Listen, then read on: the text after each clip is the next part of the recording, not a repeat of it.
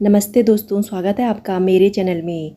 कहानी अच्छी लगे तो वीडियो को लाइक करना ना भूलें। आज की कहानी है नीम करौली बाबा जी की जीवन कथा। ऐसे चमत्कार जिन्हें सुनकर सभी हैरान रह जाते हैं।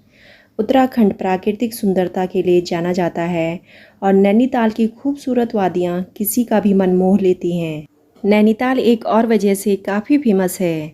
यहाँ बाबा नीम करौली जी के धाम को लेकर यह मान्यता है कि जो भी वहाँ जाता है वह कभी भी खाली हाथ नहीं जाता और उसकी सभी मनोकामनाएं पूरी होती हैं।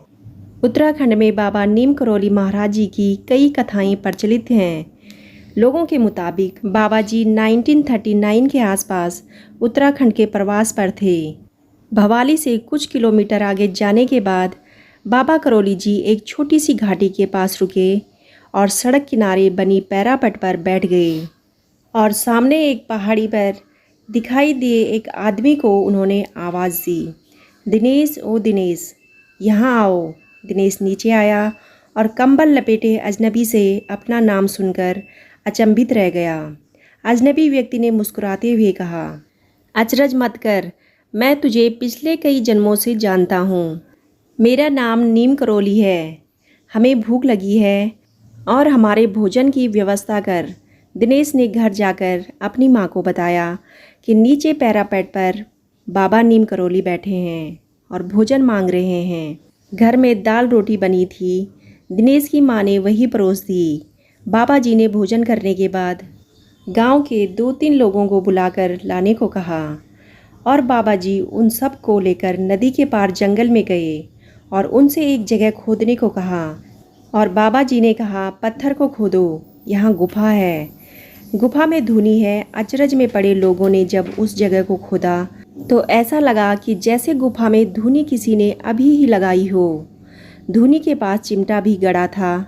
दिनेश और गांव वाले हैरान थे कि उन्हें यहाँ पूरा जीवन हो गया है और किसी को इस गुफा के बारे में पता ही नहीं था। पत्थरों के नीचे गुफा, धुनी और चिमटा, हवन कुंड की जानकारी किसी साधारण व्यक्ति को तो हो ही नहीं सकती। कंबल लपेटे यह कोई आम इंसान नहीं है। लोग यही सोच रहे थे कि बाबा बोल पड़े कि हमारे पास कोई। दोस्तों, अगर आपको कहानी अच्छी लग रही है तो वीडियो को लाइक, शेयर और चैनल को सब्सक्राइब करना ना भूलें।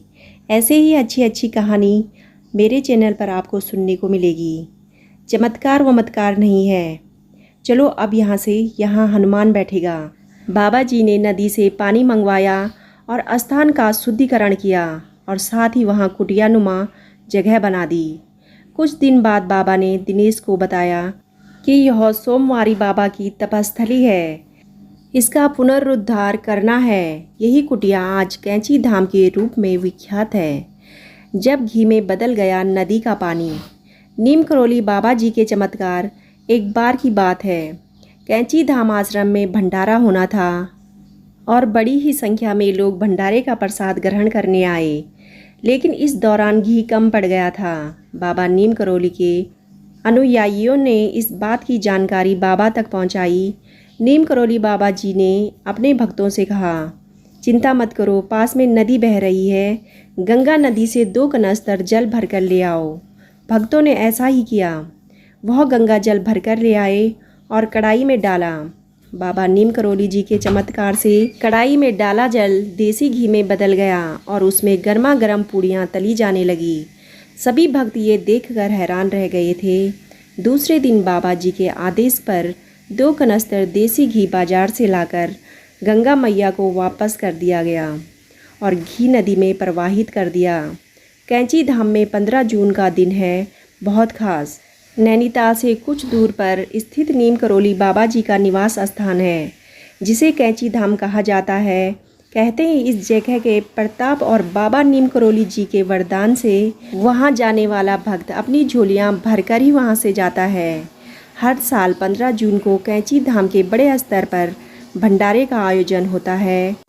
1964 में इसी दिन कैंची धाम में बाबा नीम करौली ने हनुमान मंदिर में प्रतिमा की प्रतिष्ठा की थी। कैंची धाम बड़ा ही चमत्कारी धाम है। दोस्तों, आपको कहानी कैसी लगी कमेंट करके ज़रूर बताइएगा। कहानी अच्छी लगी हो तो वीडियो को लाइक, शेयर और चैनल को सब्सक्राइब करना ना भूलें। कहानी सुनने के लिए आप सभी का तहे दिल से धन्यवाद।